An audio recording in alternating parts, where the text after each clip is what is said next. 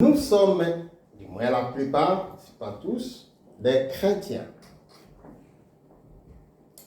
Et nous avons mis notre foi en Dieu ou en Christ. La question est la suivante. Pour quelle raison ou motif mets-tu ton espérance en Christ? J'aimerais vous écouter. Pour quel motif, quelle raison? Parce qu'il est le Tout-Puissant. Parce qu'il est le Tout-Puissant. Oui, en effet, il est le Tout-Puissant. Justement, beaucoup par le témoignage de tous ceux qui nous en ont parlé quand on était plus jeunes. Je veux peut-être ajouter, oui, pour quelle raison, pour quel motif, pour quelle finalité? Pardon? La vie éternelle. La vie éternelle. Oui, la vie éternelle. Nul n'est comparable à lui. Parce que nul n'est comparable à lui. Sinon, la vie n'aurait pas de sens. Sinon, la vie n'aurait pas de sens. C'est le créateur aussi. C'est parce qu'il est le créateur. Ok. Pour être dans sa présence. Pour être Dans sa présence. dans sa présence. Pour l'éternité. Pour l'éternité. Voilà. Toutes vos réponses sont bonnes. Oui. Nous suivons Dieu parce qu'il est le Tout-Puissant, mais aussi parce que nous voulons être en sa présence pour l'éternité. Et donc, ce matin, j'ai choisi de vous parler du ciel. Un sujet très difficile, mais bon, je m'y lance. Oui. L'apôtre Paul dit, si c'est pour cette vie que nous mettons notre confiance ou notre espérance en Christ, nous sommes plus malheureux. Ça veut dire que nous ne devons pas mettre notre confiance ou notre espérance en Christ pour la vie présente.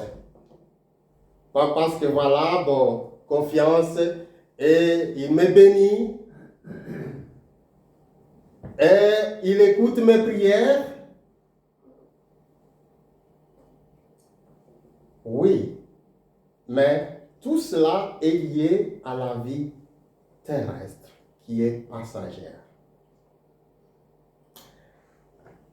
C'est 1 Corinthiens 15, 19 qui le dit.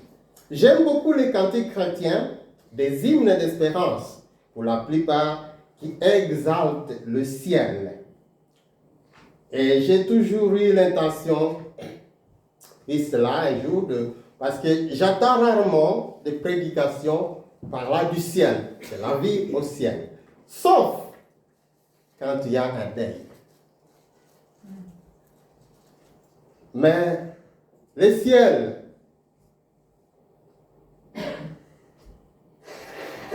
c'est notre destination.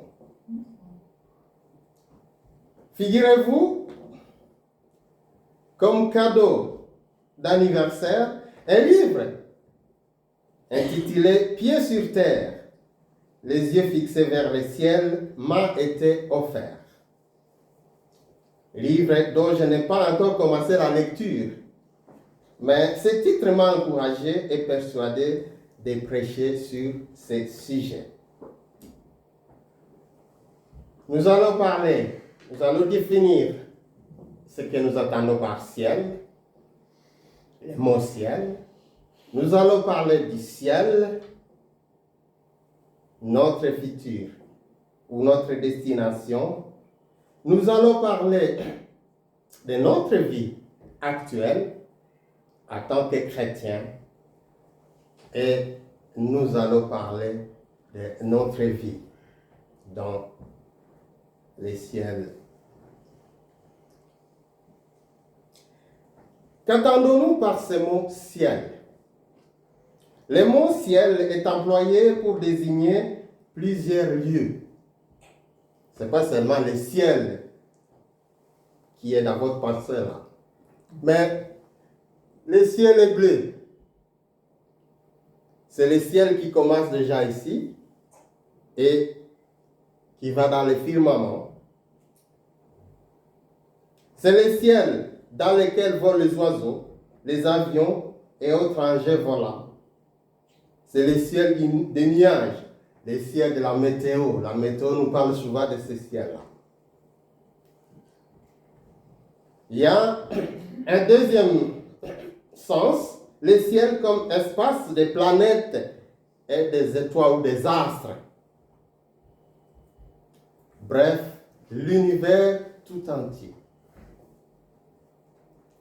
Vous savez, la Terre, c'est une des planètes qui sont ces planètes qui sont dans l'univers. Et au commencement, Dieu a dit, il créa le ciel et la terre. Donc, ce firmament-là, ce ciel, c'est l'univers. Et nous faisons une petite partie de cette galaxie-là, notre galaxie, qui a été créée par Dieu. C'est le deuxième ciel. Ces deux cieux, ou ces deux sens de ciel, désignent un ciel qui est visible, un ciel observable. Les scientifiques observent le ciel des planètes. Et nous observons, nous voyons les nuages, nous voyons les oiseaux, nous voyons s'il y a un astre qui passe, une étoile, nous voyons, nous observons. Mais le troisième sens du ciel parle du ciel spirituel, qui n'est pas physique. Le ciel où demeure Dieu. Des anges ou son armée céleste et d'autres créatures célestes.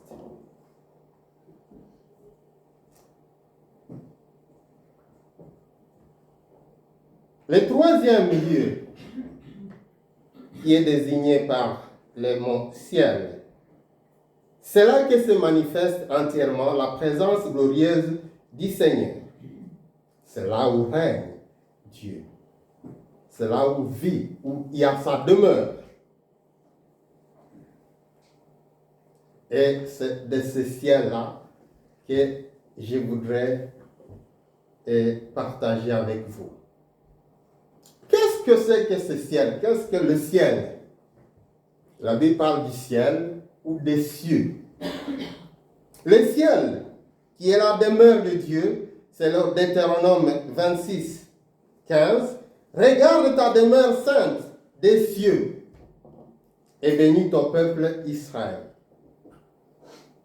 Et aussi dans notre prière, la prière que Jésus a prise à ses disciples. Notre Père qui est au ciel, parce qu'il demeure au ciel. C'est aussi la demeure des anges et d'autres créatures. Les anges, quand Jésus est monté, sont venus dire voilà, ou bien quand Jésus est né, l'armée d'anges est apparue dans le ciel et chantant. Et après, ils sont retournés au ciel. Le ciel où il demeure. Le Seigneur a parlé d'un ciel réel.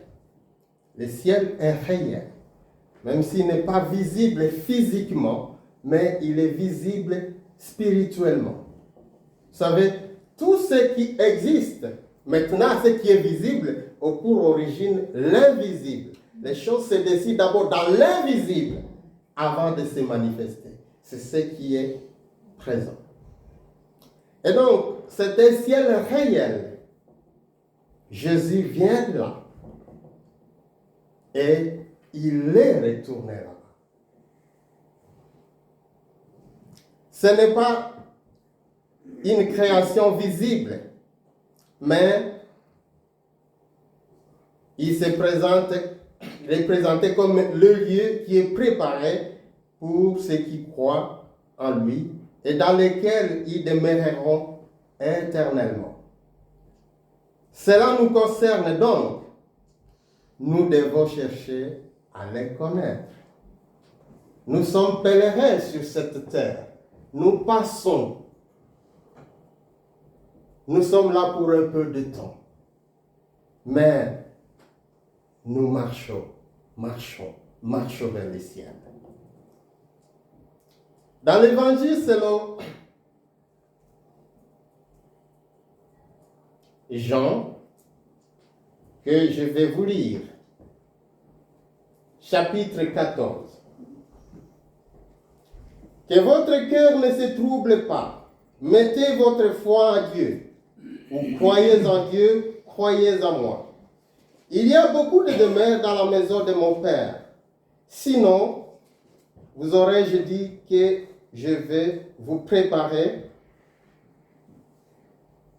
une place.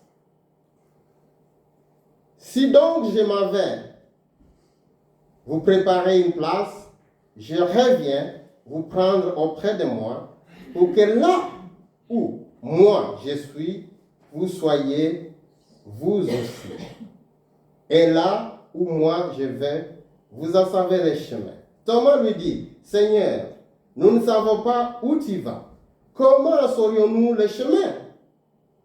Jésus lui dit, c'est moi qui suis le chemin, la vérité et la vie. Jusque-là. Personne ne vient au Père sinon par moi. Jusque-là.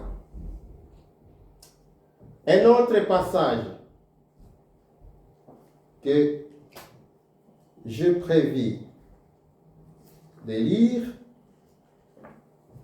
Philippiens, épître de Paul aux Philippiens, chapitre 3, verset 4. Quant à nous,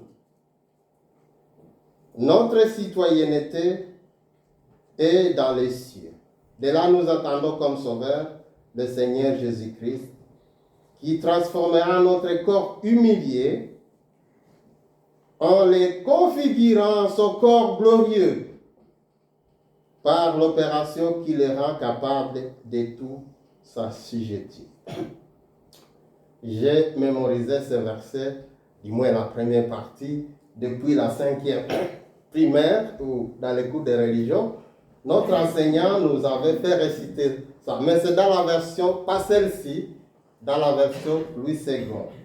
Notre cité, mais notre cité à nous est dans les cieux, d'où nous attendons comme sauveur le Seigneur Jésus-Christ.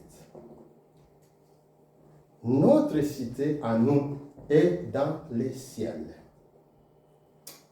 Et puis, l'autre passage, c'est Apocalypse 21. Apocalypse 21.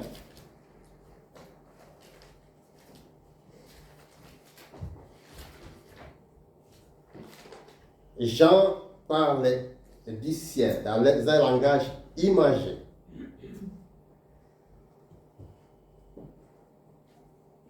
« 1 à 8. Apocalypse 21, 1 jusqu'à 8. Alors je vis un ciel nouveau et une terre nouvelle, car le premier ciel et la première terre avaient disparu, et la mer n'était plus.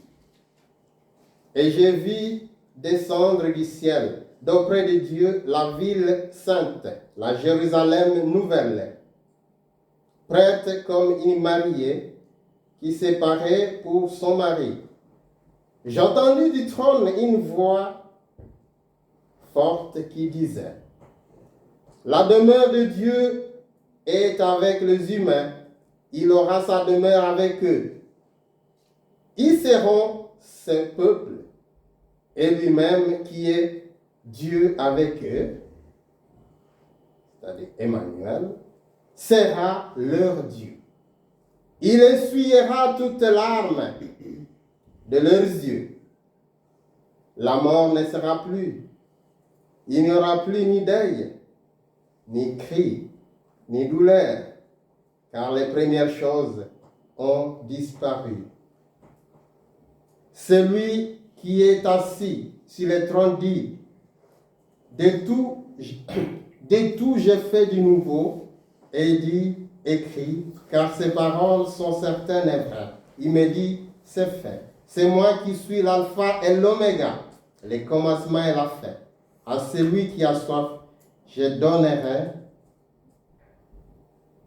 de la source de l'eau de la vie gratuitement.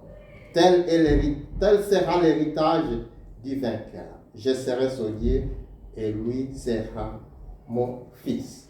Mais pour les lâches, les infidèles, les êtres abominables, les meurtriers, les prostituées, les sorciers, les idolâtres et tous les menteurs, leur part sera dans les temps brûlants de feu et de soufre.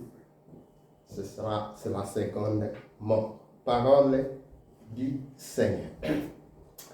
Et donc, comme nous venons de lire dans l'évangile selon Jean, Jésus nous dit qu'il y a plusieurs demeures dans la maison de son Père.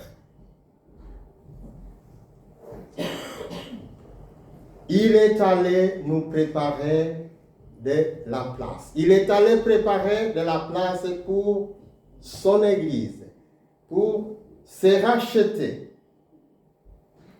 Et après, il reviendra pour chercher son Église. Je vous prendrai avec moi afin que vous soyez, vous aussi, là où je suis. Cette prière, cette parole sera encore répétée dans la prière sacerdotale quand Dieu est en train de s'adresser à son Père. Il dit, ils sont dans le monde, mais ils ne sont pas du monde. Je veux que tu les gardes pour que là où je suis, ils soient aussi.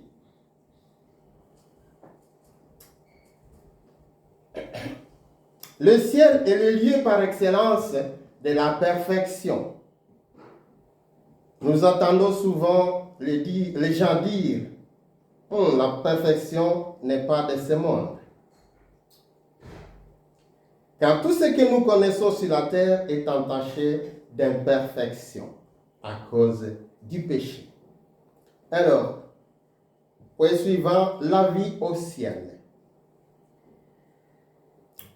Alors, il y a un auteur qui a écrit sur ce sujet, et John MacArthur. Il écrit ceci, il n'y aura plus aucun péché au ciel. Ça veut dire c'est le péché qui est la source de tout le monde. Depuis Adam, le monde a été corrompu et nous gémissons sous le poids du péché. Et nous en subissons les conséquences. Mais au ciel, il n'y aura plus de péché. Il n'y aura plus de souffrance, plus de tristesse, plus de douleur. Il n'y aura rien que nous puissions faire et qui pourrait déplaire à Dieu. Il n'y aura plus de tentation. Parce que le monde, la chair et les diables seront les grands absents. Il n'y aura plus de persécution, plus de division, plus de mal. Aucune querelle ne nous divisera. Nous ne connaîtrons ni les satisfactions, ni la déception. Il n'y aura plus de déception. La prière, les jeûnes, la repentance, la confession du péché cesseront. La prière qui va rester, c'est parler, communier avec Dieu. Non pas pour demander. Nous serons là en sa présence, en train de le louer, de l'exalter et de jouir de sa présence. Il n'y aura plus de pleurs parce qu'il n'y aura rien qui pourra nous attrister. Il n'y aura plus de deuil. Non. Il n'y aura plus de maladie. Tout ça, sont les conséquences encore de la corruption ou du péché. La vie humaine est caractérisée par la finitude. Nous sommes limités. Nous sommes impuissants.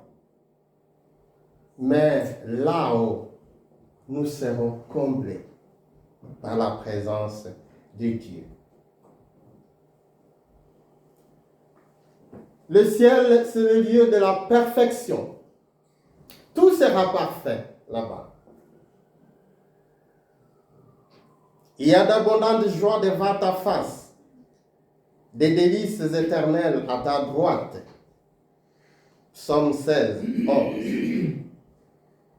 Tout ce qui nous fait gémir aura disparu, car nous serons dans la présence du Dieu, là où se trouvent les plaisirs les plus purs et les plus vrais. Oui, déjà à l'époque de Jésus, les Sadducéens sont venus lui poser des questions au sujet du ciel, à la résurrection. Ils ont parlé de quelqu'un qui avait hérité de la femme de son frère, ainsi de suite. Oui, au ciel, il n'y aura pas de mariage. Parce que le mariage, en fait, tout ça, c'est lié à la vie terrestre. Au ciel, nous serons comblés par la présence de Dieu. Être complet, ça veut dire être dans un état de satisfaction permanente. Sans besoin.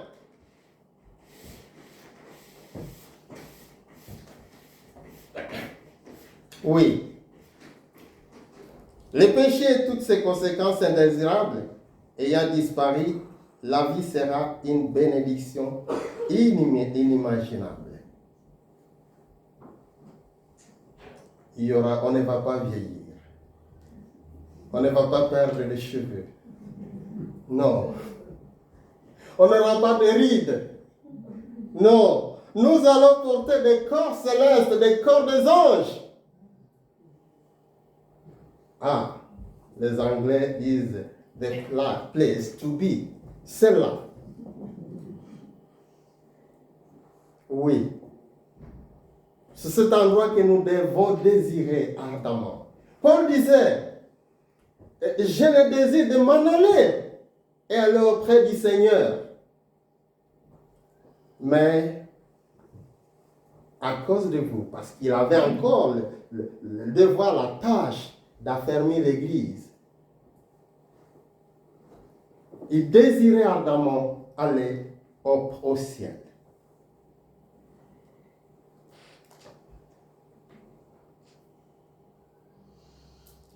Au ciel, nous aurons une connaissance parfaite. Paul le dit encore. Alors je connaîtrai comme j'ai été connu. Il dit, nous connaissons en partie. Mais là, nous connaîtrons parfaitement. Vous savez, il y a beaucoup de choses que nous ne comprenons pas, qui se passent dans notre vie. On se pose pourquoi ça? Pourquoi ceci? Et la Bible, dans Deutéronome 29 dit quoi? Les choses cachées sont à l'Éternel. Pour l'instant, ces choses sont cachées. Mais il y aura un jour où tout nous sera révélé à la présence du Seigneur. Nous connaîtrons parfaitement.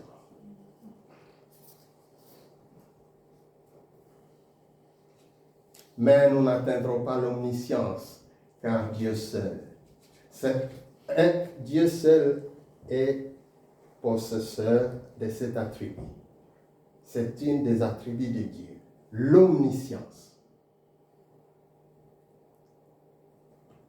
Dans notre vie présente, je venais de le dire, beaucoup de choses nous font des soucis et nous n'arrivons pas à saisir le pourquoi. Pourquoi ceci? Le jour où j'avais mon œil qui avait une hémorragie et je ne voyais plus. Et mon médecin me dit, ça arrive sur, je sais, 1 millième, je ne sais pas combien de pourcentage. Alors, je dis, mais, Seigneur, pourquoi ceci? Et souvent, dans des moments de deuil ou de maladie, des choses, on se pose cette question de pourquoi. Il y a des choses que nous n'allons pas comprendre. J'ai un ami, un frère en Christ, je vais souvent prêcher dans son église à Bruxelles, qui a perdu son fils de 26 ans, un garçon que je vis naître, et qui a fini ses études, 2 masters, et qui venait de décrocher un emploi à l'Union européenne, comme cadre. Et voilà, un jour, il rentre, il était aussi entraîneur de jeunes footballeurs. Il dit, je vais prendre la sieste avant d'aller le soir à entraîner mes joueurs. Mais il ne s'est jamais réveillé. Et alors, jusqu'aujourd'hui, les parents n'arrivent pas à comprendre. Nous ne comprenons pas. Mais nous savons que Dieu est amour. Dieu demeure, il est dans son amour, quoi qu'il nous arrive. Et je leur ai donné ce passage, que les choses cachées sont à l'Éternel. Nous ne savons pas comprendre. Mais un jour, nous comprendrons. Parce que nous serons face à face.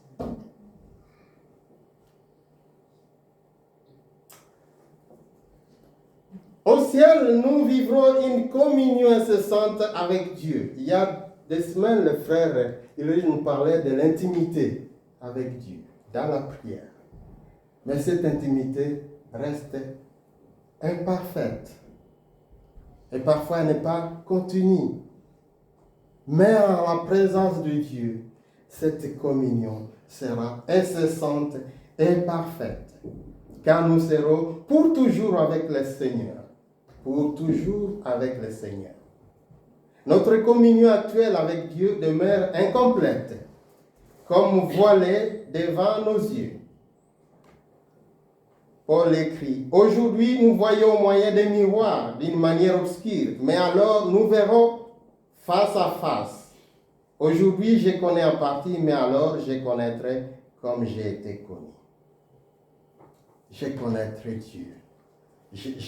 Ma connaissance va être perfectionnée par Dieu.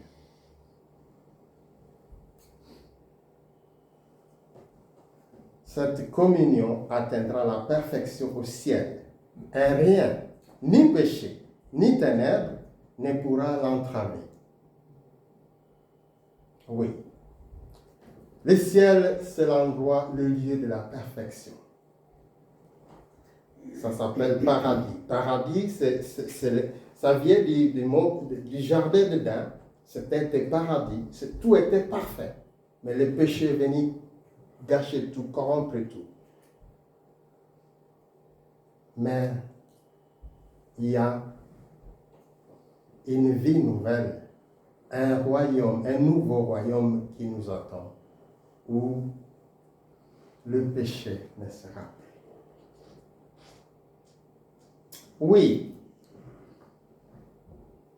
Jean dans l'Apocalypse dit ceci, dans le passage que je venais de vous lire. Voici l'attente de Dieu avec les hommes. Il habitera avec eux. Ils seront ses peuples. Et lui, Dieu avec eux, sera leur Dieu. Oui, Dieu sera avec son peuple. Il essuiera toute larme de leurs yeux. La mort ne sera plus. Il n'y aura plus ni deuil, ni plainte, ni souffrance, car ce qui était autrefois a définitivement disparu. La présence du Christ est ce qui fait que le ciel, lieu de l'excellente perfection, que le ciel soit ciel. L'agneau est son flambeau. Les flambeaux servent à éclairer. Et Jean encore d'écrire que cette ville n'aura ni besoin du soleil. Maintenant, on a besoin du soleil pour l'énergie, pour l'éclairage. Mais aussi, elle n'aura pas besoin du soleil.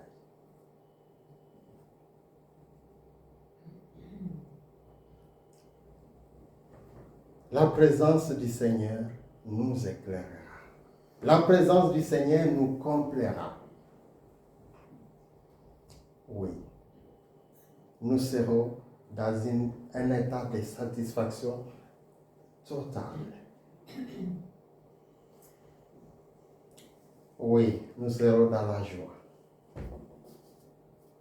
La joie du Seigneur. Nous chantons que la joie du Seigneur est notre force. Et là, nous serons dans cette joie.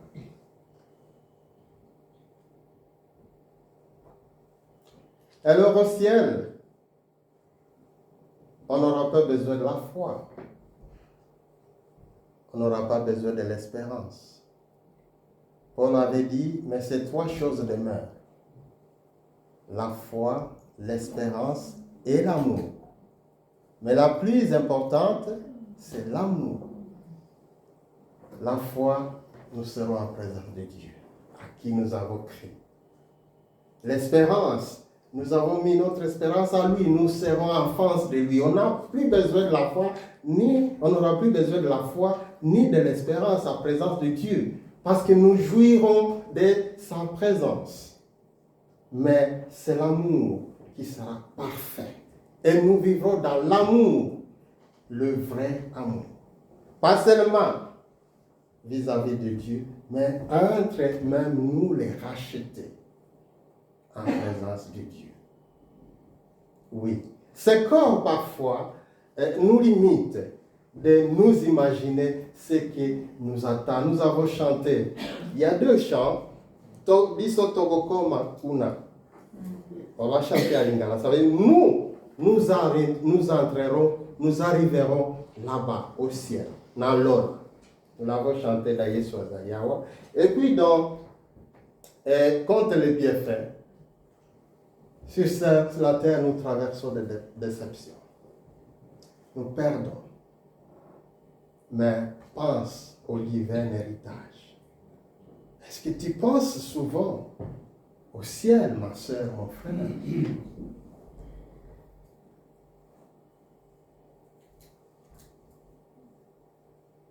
Nous devrions demander à Dieu de nous révéler cette réalité du ciel. C'est là que nous allons. Nous ne pouvons pas. Paul nous dit, nous aimons Christ, nous devons mettre notre espérance parce qu'une vie abondante, une vie parfaite, une vie de satisfaction nous est préparée dans le ciel. Alors,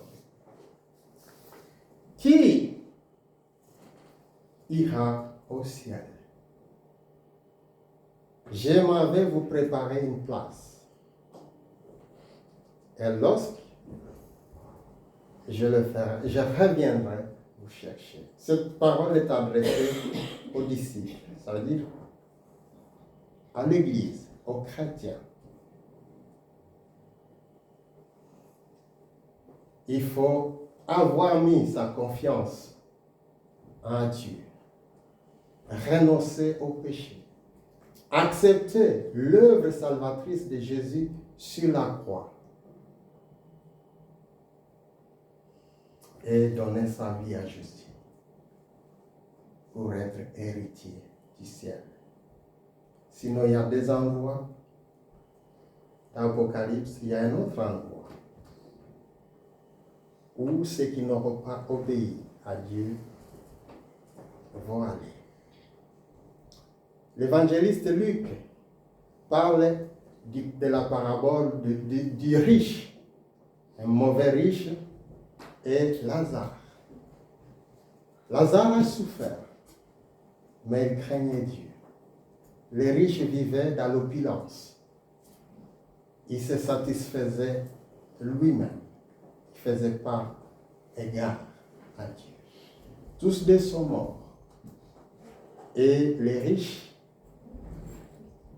Lazare, le pauvre, est allé au ciel ou au paradis. Et les riches est allé dans le séjour des morts, dans la Géhenne, où il y aura grincement dedans, un feu qui ne s'éteint pas, la souffrance, l'agonie. Et il commence à crier, non, Abraham, Père Abraham, envoie quelqu'un, j'ai mes frères qui sont là, il ne faut pas qu'ils connaissent la même chose que moi. Abraham dit, non. Il dit, non, il y a des Abraham lui dit, les prophètes sont là. Moïse et les prophètes sont là. Moïse, ça veut dire la loi, la Bible, la Torah et les prophètes. Et non, au moins si quelqu'un vient du ciel, si quelqu'un restait, il écouteront. Et Abraham lui dit, non, s'ils n'ont pas écouté Moïse et les prophètes, ils n'écouteront même pas. Oui, c'était pour nous montrer que si nous ne mettons pas notre vie, si nous n'accueillons pas Jésus dans notre vie, si nous n'abandonnons pas la mauvaise vie, nous souffrirons éternellement. La théologie actuelle, certains théologiens commencent à dire non, il n'y a pas de feu éternel, il n'y a pas ceci. Non, la Bible le dit.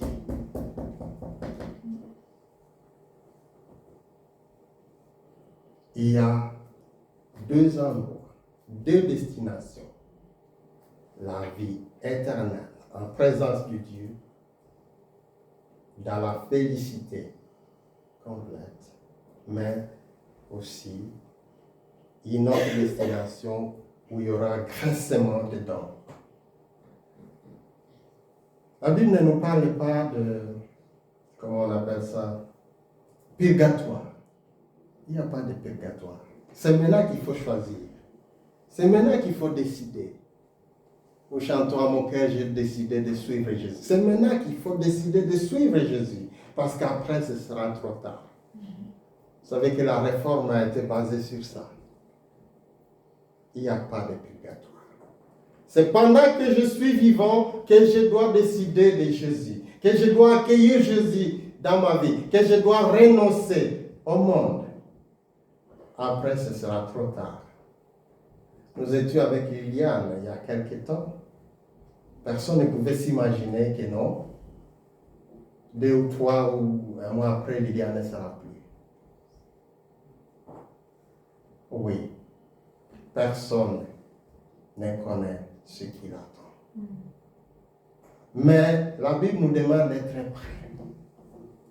Ça, c'est la prédication de la prochaine fois. Soyez prêts, car le Seigneur revient bientôt. Alors, quelle implication pour moi? Je dois vivre comme étranger et voyageur sur terre. Je ne dois pas mettre mon affection, aimer les choses du monde. Oui, quand je me suis fait baptiser dans mon église, chacun devait témoigner ou faire donner un verset. Et le verset que j'avais choisi, c'est 1 Jean 2,15. N'aimez point le monde, ni les choses qui sont dans le monde. Car si quelqu'un aime le monde, l'amour du Père n'est point à lui. Si tu aimes le monde, l'amour de Dieu n'est pas en toi.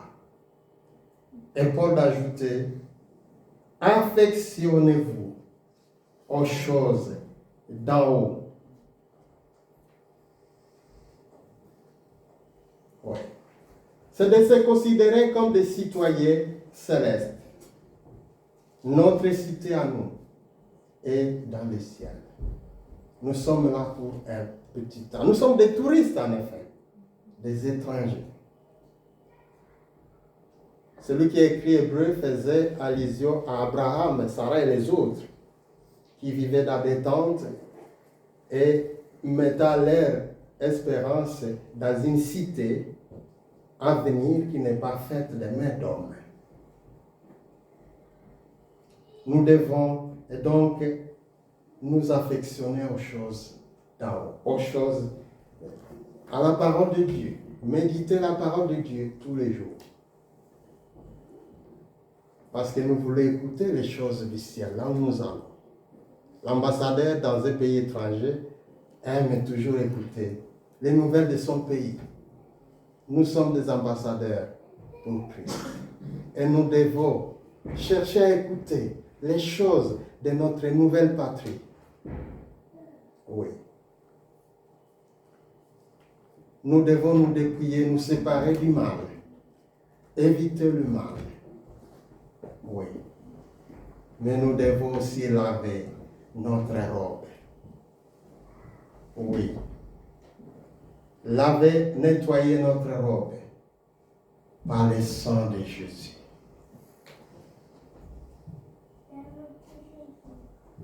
En demandant pardon à Dieu. Qu'on soit âgé, qu'on soit jeune adulte, qu'on soit enfant. Nous sommes tous concernés par le ciel. Nous allons au ciel. Et ne permettez pas que le monde t'empêche de gagner au ciel. Prions. Seigneur Dieu, tu es notre Père. Merci parce que tu nous as aimés le premier en donnant Jésus-Christ, ton Fils, mourir à notre place. Seigneur, merci pour l'héritage céleste que tu nous réserves. Nous pouvons souffrir actuellement. Nous pouvons être déçus. Nous pouvons être malades. Nous pouvons être attaqués.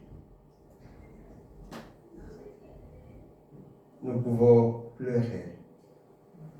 Mais un jour, tu nous accueilleras près de toi. Tu es allé nous préparer une place. Un jour, tu reviendras. Et ce corps de mort ne sera plus. Nous allons revêtir un corps glorieux. Un corps qui ne tombera plus malade. Un corps qui n'aura plus de rides. Un corps glorieux. Merci Seigneur. Merci pour tout ce que tu as accompli sur la croix. Oui, aujourd'hui le Seigneur lance encore, te lance un appel. Si jamais tu n'es jamais t'agenouillé au pied de la croix pour accueillir Jésus dans ta vie, c'est encore le temps favorable. Après-demain, peut-être ce sera trop tard. Jésus frappe à ta porte. Jésus frappe à votre porte et il veut entrer dans votre vie. Faire en vous, en toi, sa demeure. Si tu es prêt, tu peux lever ta main. Et le Seigneur te verra. Oui. Et j'ai dit non au péché. Je voudrais avoir aussi un héritage céleste. Vivre éternellement dans la joie, dans la félicité, dans le bonheur, dans la perfection. Oui. Le Seigneur voit ton cœur.